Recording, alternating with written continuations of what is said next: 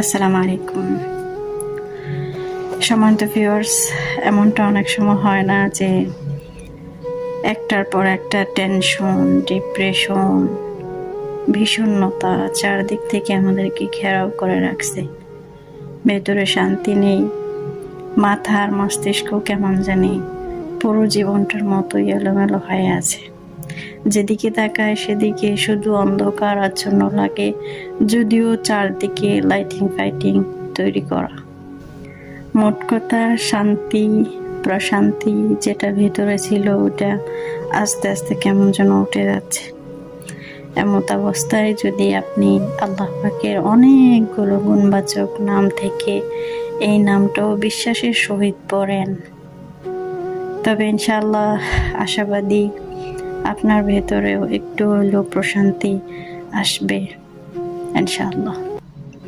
প্রথমেই প্রিয় হাবিবের উপর দরুদ শরীফ পড়বেন ইনশাআল্লাহ সবসময়, এবং আল্লাহ পাকের গুণবাচক নামটি পড়বেন, ইয়া সালামু ইয়া সালামু ইয়া সালামু।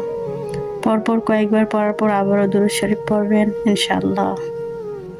আল্লাহ পাকের কাছে দোয়া করবেন, হে প্রশান্ত দাতা, হে শান্তির মালিক, আপনি আমার ভেতরে শান্তি দান করুন। আমার পুরো জীবনটাকে আপনি গুছিয়ে দেওয়ার মতো এবং গুছিয়ে নেওয়ার মতো সুযোগ আপনি আমাকে দিন এবং তৌফিক দান করুন। আমিন।